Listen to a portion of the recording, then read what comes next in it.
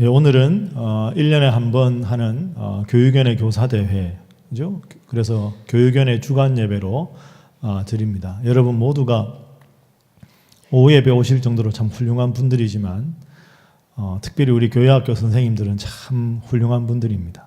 여러분들 소외감 갖지만 다 훌륭한데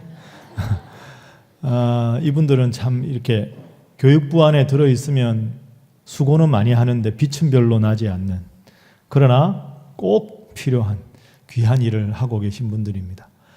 여러분들의 자녀들, 여러분들의 자손들을 하나님 보시기에 잘 양육하는 훌륭한 분들이죠. 우리 이분들을 위해서 크게 격려의 박수 한번 하겠습니다.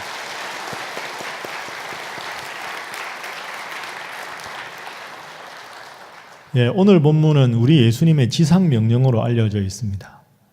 사실은 우리가 인생을 살아가면서도 제일 중요한 말은 그 사람의 맨 마지막에 하는 유언이겠죠.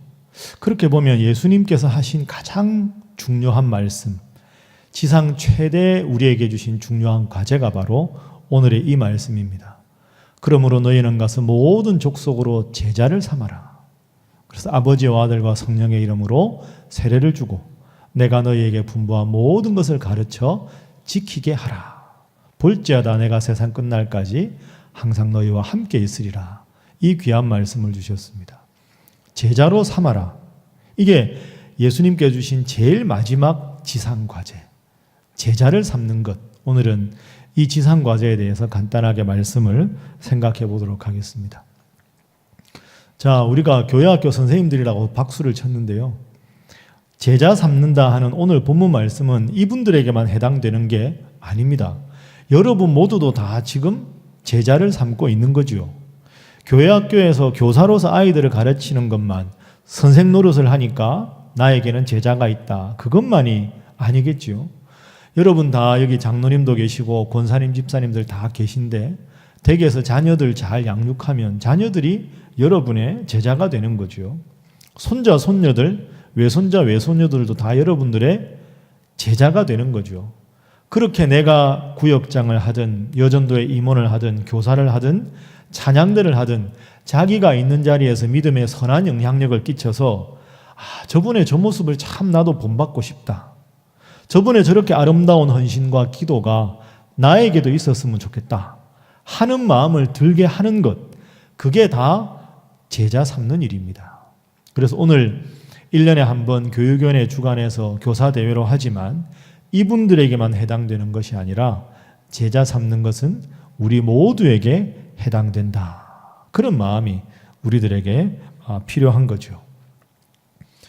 오늘 이제 주보 보셨지만 두 분 목사님이 이제 다른 곳으로 사역지를 이동을 하십니다. 살다 보면 항상 이런 일이 있습니다. 뭐 더 있고 싶은데 가야 되는 상황도 있고 부서를 옮기는 경우도 있고 다 알고 있지만 막상 이게 우리 문제로 다가오면 섭섭하기도 하고 아쉽기도 하고 다 그런 거죠. 이제 이분 두 분이 이제 손 목사님, 서 목사님 가시는데요. 그러면 이제 저는 담임 목사 입장에서 공고를 내야 될 것 아닙니까? 이 두 분이 가시면 신임 부목사님들을 청빙합니다 하고 이제 게시판에 공고를 냅니다. 그럼 수없이 많은 분들이 지원을 하겠죠. 지원 서류를 일일이 다 훑어보고 그 중에서 또 선별하고 또 면접을 하고 그리고 면접에서 최종 인원을 정하고 그걸 당회 임원 장로님과 협의하고 당회 결의가 끝나고 그것까지가 이제 지금까지 된 겁니다. 그래서 이제 두 분이 가시면 다음 주부터 인수인계를 구체적으로 하고 12월 셋째 주일 청직이 임명할 때 공식적으로 새로 오시는 목사님들을 청빙 인사, 부임 인사를 여러분 앞에서 하면 모든 게 공식적으로 시작이 되는 거겠죠. 이번에 우리 신일교회 부목사님으로 지원한 분들이 총 85분입니다. 그 중에서 이제 3분을 뽑았는데요. 너무 궁금해하지 마시고요. 그 중에 제가 85장을 다 봤거든요. 뭐 자기소개서도 보고 다 읽어봐야 될 거 아닙니까? 그 제가 다 읽어봤는데 다음에 아시게 될 텐데 청빙받은 3분 중에 한 분을 뽑은 이유가 있습니다. 이분은 꼭 면접을 해야 되겠다. 면접은 목사님들 같이 했지만 그분 중에 한 분이 이런 게 있었어요. 자기소개서를 쭉 믿는 가정에서 태어나서 쭉 이렇게 썼는데 그분이 뭐라고 쓰셨냐 하면 제가 이 세상에서 제일 존경하는 분은 저희 아버지입니다. 저희 아버지는 목사님입니다. 제가 그 대목을 보고 이분은 볼 게 없겠다 싶었어요. 제가 알기로 그 아버지 목사님이 우리가 알 만큼 큰 교회를 하는 분도 아니고 엄청나게 지명도가 높은 분이 아닙니다. 그런데 저도 목사잖아요. 그런데 아버지가 목회하는 걸 보고 아버지를 존경한다는 게 쉬운 일이 아닙니다. 온갖 힘들고 어려운 경우도 있고 다 있을 텐데 여러분 제가 꽤 괜찮아 보일지 모르겠는데요. 문제는 저희 집에 가면 저희 아이들도 저를 존경해야 제가 훌륭한 목사 아니겠습니까? 그런 말이 있습니다. 목사 사모와 목사 자녀에게 존경받는 목사가 최고의 목사라고. 다 존경하는데 제일 가까이 있는 가족들이 우리 아빠는 목사 같지 않아. 그럼 목회 잘 못하는 거죠. 그런 의미에서 심각하게 생각할 건 가장 가까이 있는 가족들에게 내가 어떤 존재인가. 제가 제자 삼으라 말씀드렸는데 여러분의 자녀들에게 엄마인 나는 아빠인 나는 어떤 존재인가 생각해야 합니다. 근데 그 목사님 자기소개서에 아버지가 목사님입니다. 저는 세상에서 아버지를 제일 존경합니다. 아버지가 목사인 걸 존경하고 아들이 목사가 되고서도 목사 대 목사의 입장으로서 아버지를 존경할 수 있다면 진짜 그 아버지 훌륭한 목사님이죠.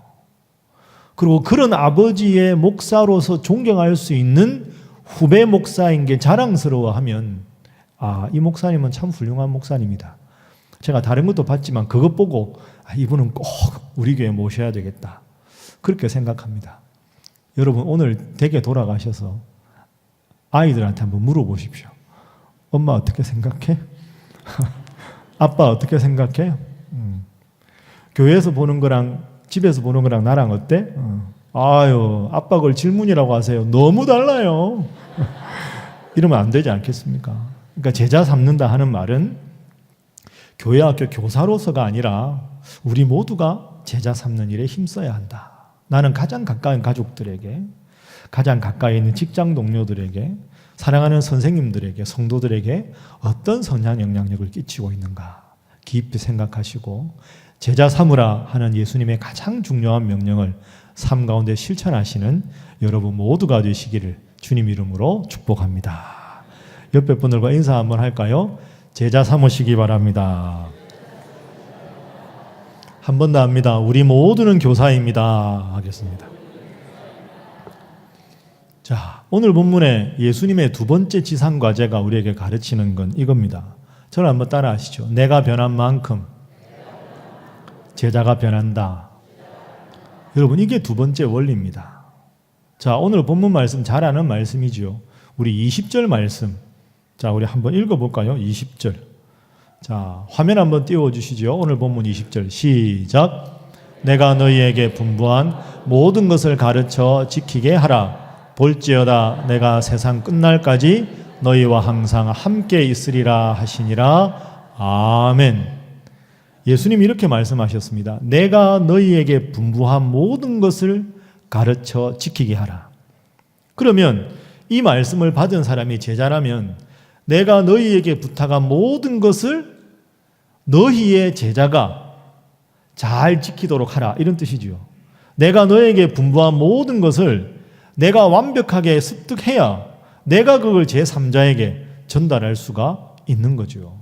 그런 의미에서 보면 교사인 우리는 우리 모두가 교사인데 내가 주님을 사랑하는 만큼 아이에게 주님을 사랑하라고 말할 수 있고 내가 말씀을 열심히 깊이 묵상한 만큼 아이에게 묵상하라고 말할 수 있는 거죠.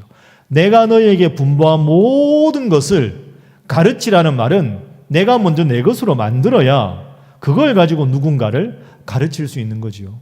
내가 가르칠 내용이 없는데 누군가에게 더 많은 걸 가르친다. 잘못된 겁니다. 그런 의미에서 보면 내가 하나님의 사람으로 변화된 만큼 그 삶의 모습으로 제자들을 변화시킬 수 있다.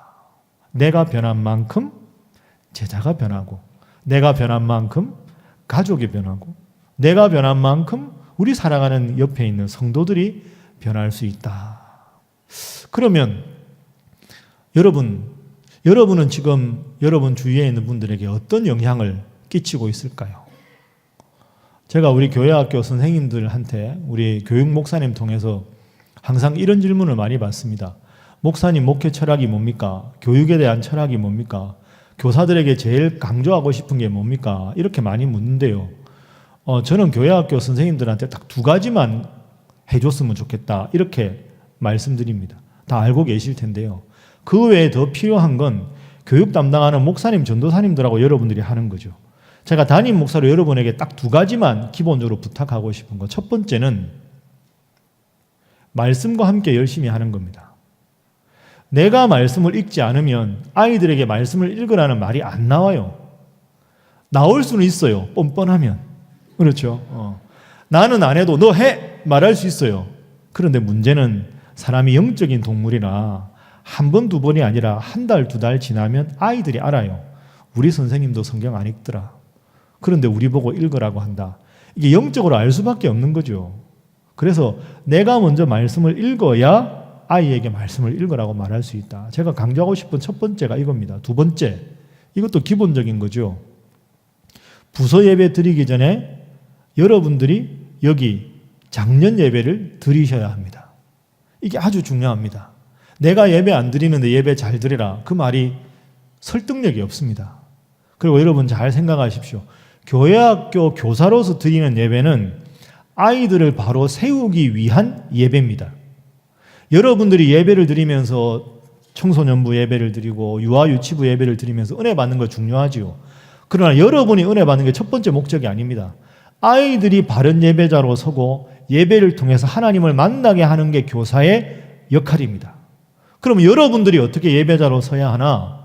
먼저 우리 교회에서 드리는 1부부터 3부 예배, 교육부 예배하고 관계없이 참여해서 내가 스스로 예배자로 바로 서고 은혜 받은 만큼 그 은혜를 아이들도 함께 받도록 공유하고 나누는 것, 이게 필요한 거죠.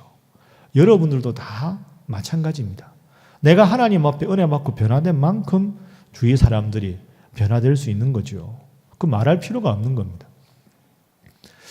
제가 잘 아는 그 페이스북 친구 목사님이 글을 하나 페이스북에 썼습니다. 참 그 읽고 제가 많이 웃었는데요. 내용이 이렇습니다. 지난 추석 때 일입니다. 추석 때. 추석 때면 음식을 많이 먹잖아요. 많이 먹어서 배도 좀 부르고 해서 이제 소화시킬 겸 추석이면 보름달 뜨잖아요, 보통. 추석이 음력 8월 15일이니까. 그러니까 이제 저녁에 이렇게 집 근처 공원을 이렇게 산책을 했다는 거죠. 그러니까 다들 이제 추석이라고 풍성하게 드시고 저녁에 산책하는 분들이 꽤 많았대요. 그러니까 이렇게 산책을 하다 보면 뛰어가지 않는 한 항상 산책하는 사람은 같이 가잖아요. 그러니까 보폭이 비슷하니까 같이 가는 거예요. 그런데 이 목사님이 걸어가는데 목사님 바로 앞에 초등학생 남자애랑 엄마랑 손잡고 걷더래요. 보기 좋잖아요. 엄마랑 아들이랑 손잡고 이렇게 걷는 거예요. 그러면서 이제 아이가 엄마한테 묻고 엄마한테 대답하고 깔깔거리고 막 재밌는 대화를 하더라는 거죠. 근데 들으려고 들은 게 아니라 이렇게 이제 그러면서 대화를 하는데 엄마가 아이한테 이러더래요. 오늘 보름달 너무 멋있다. 달이 너무너무 밝어. 엄마는 달이 너무 좋아. 넌 어때? 엄마 나도 달이 너무 좋아. 보름달 보니까 너무 기분이 좋은데? 엄마랑 걸어서 기분이 좋아. 엄마가 이렇게 물어요, 아들한테. 보름달 보니까 너 생각나는 노래 없니? 학교에서 지금까지 배운 노래 중에 달하고 관계된 노래가 뭐 있을까? 너 엄마한테 잠깐 불러줘봐. 이렇게 이야기했어요.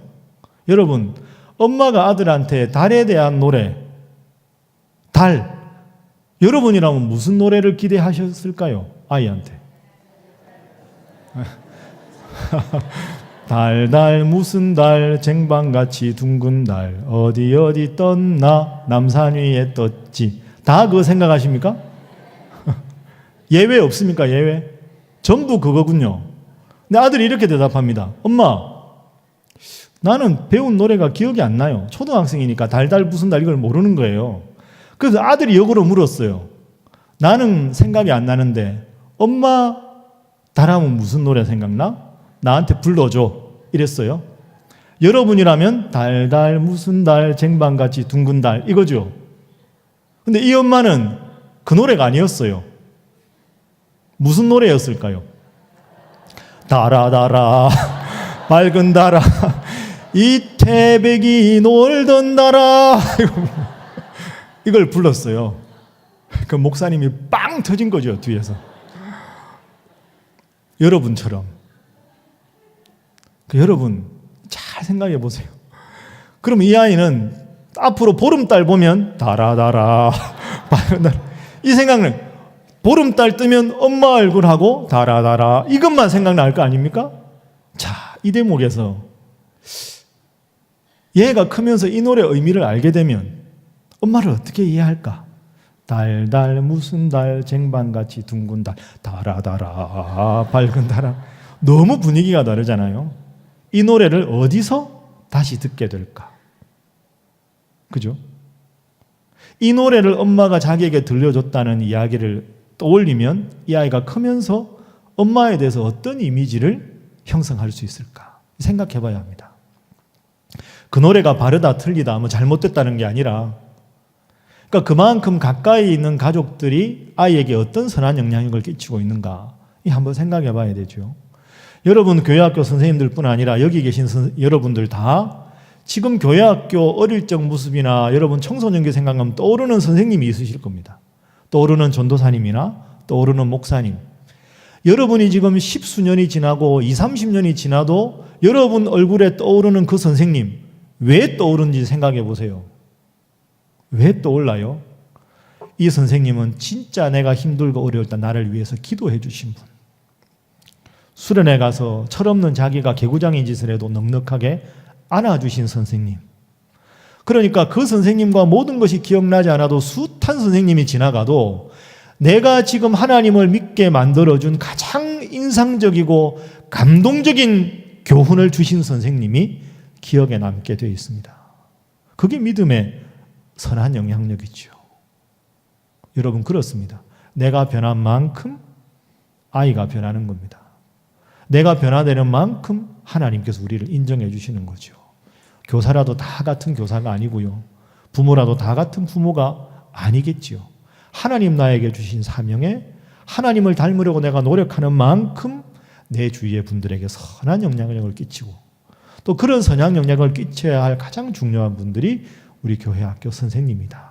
이렇게 생각하면서 내가 변한 만큼 아이가 변한다. 이걸 꼭 기억하시는 여러분 모두가 되시기를 바랍니다. 자, 옆에 분들하고 인사 한번 하겠습니다. 내가 변한 만큼 세상이 변합니다. 한 번 더 하겠습니다. 잘 하시기 바랍니다. 마지막 세 번째 교훈은 제자 삼는 것은 오랫동안 지속해야 되는 사명이라는 거죠. 어느 날 갑자기 아이가 바뀌지 않습니다.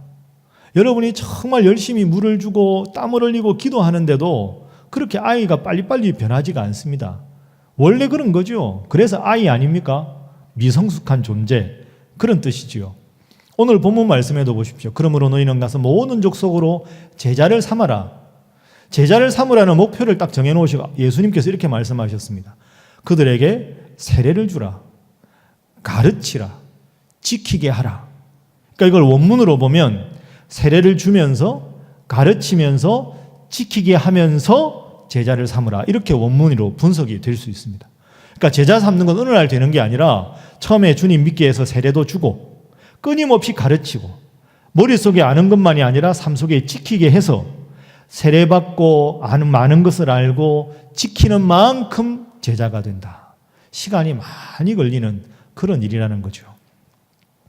제가 교회 부임해서 교회학교 선생님들 처음으로 만나서 담임 목사로서 강의할 때 제가 옛날에 교회학교 선생님들한테 제가 이거 강조했습니다 하고 여러분에게 따라 읽으라고 했던 문장이 하나 있습니다.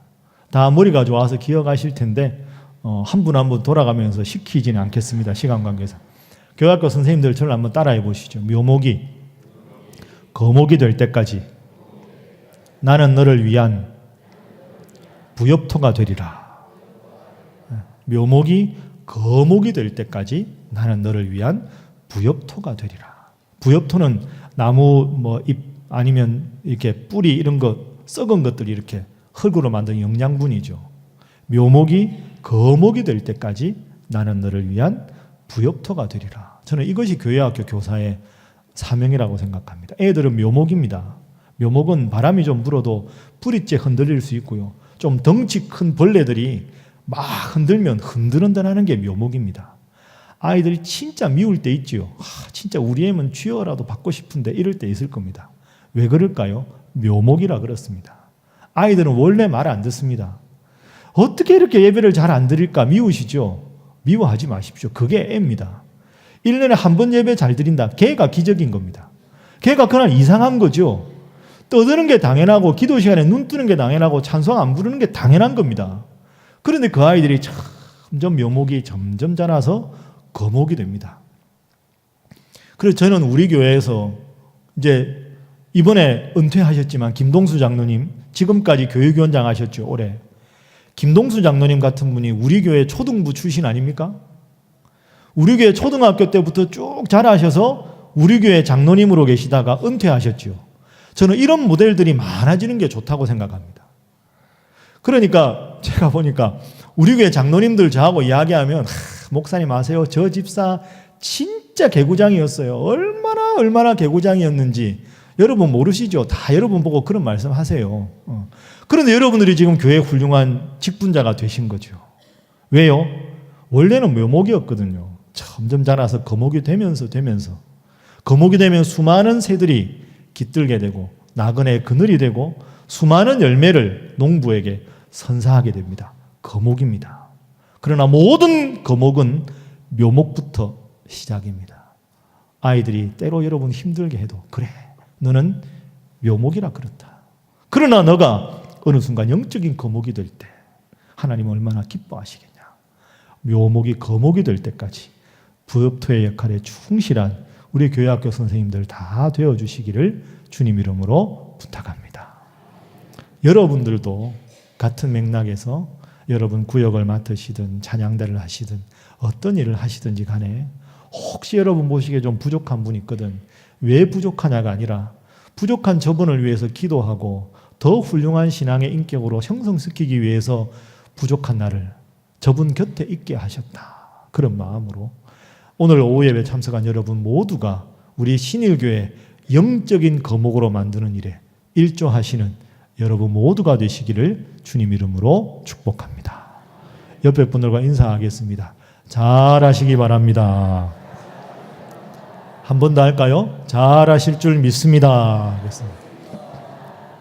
기도하겠습니다. 하나님 감사합니다. 1년간 수고한 교회학교 선생님들과 함께 교육위원회 주간 예배로 이 오후 예배를 드리게 하셔서 감사합니다. 하나님, 교사의 사명을 감당하기가 점점 힘들고 어려운 때입니다. 그럼에도 불구하고 우리 교회 훌륭한 교회학교 선생님들을 허락해 주시고 이렇게 1년간 수고하게 하셔서 감사합니다. 때로 아이들이 말을 듣지 않을 때도 있고 힘들 때도 있고 지칠 때도 있으나 우리 예수님께서 이 세상을 떠나시면서 가장 중요한 사명이라 제자 삼으라, 선생 노릇을 하라, 나에게 주신 귀한 명령이라 깨닫고 이 직분에 충실한 선생님들 되게 하여 주옵소서. 최고가 아니어도 최선을 다하는 걸로 기뻐하시는 주님께서 함께 하시고 도우시고 인도하셔서 우리 교회 학교를 통해서 수많은 영적인 거장들이 일어날 수 있도록 인도하여 주옵소서. 환경이 어렵다 할지라도 환경을 넘어 역사하시는 하나님 바라보며 주신 직분 잘 감당토록 인도하여 주옵소서. 우리 모든 성도들도 이분들 위해서 격려하고 기도하게 하시고 우리들 각자도 주님께서 교사로 부르셨음을 마음속 깊이 느끼고 주신 사명에 최선을 다해 감당토록 역사하여 주옵소서. 감사하며 예수님의 이름으로 축복하고 기도하옵나이다. 아멘.